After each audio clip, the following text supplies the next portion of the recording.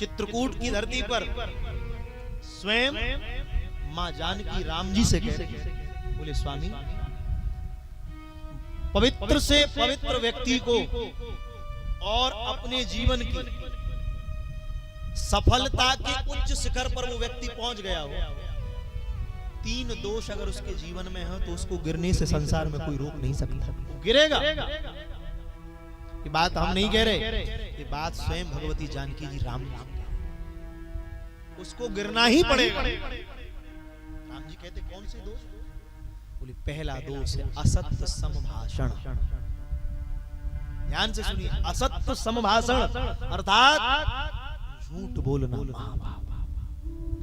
राम जी से कहते हैं मेरे प्रभु, आपके जीवन में स्वप्न में भी असत्य नहीं हो सकता। क्यों? अरे मेरे नाथ, आपके जैसा सत्य का पालन संसार में कौन करेगा?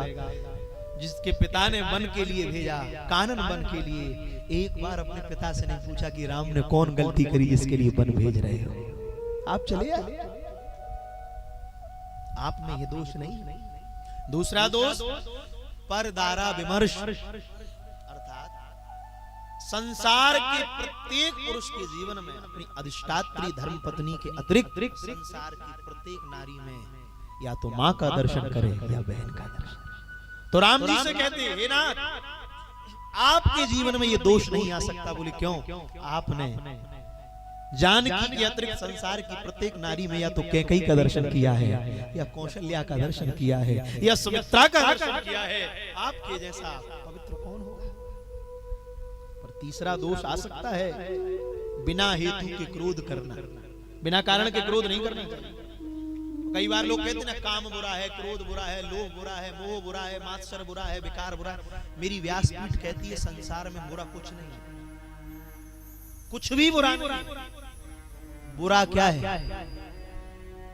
मर्यादा का उल्लंघन करना ही बुरा है।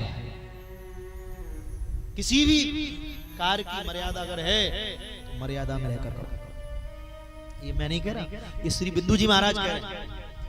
कर्म करो पर ध्यान रहे, पथ छूटे ना, इतनी देव हवा की गुब्बारा फूटे ना, इतनी देव हवा की गुब्बारा फूटे ना। क्यों? एक बार क्रोध भी करिए पर बोध नष्ट ना हो, स्वार्थ भी बुरा नहीं है पर औरों को कष्ट ना हो।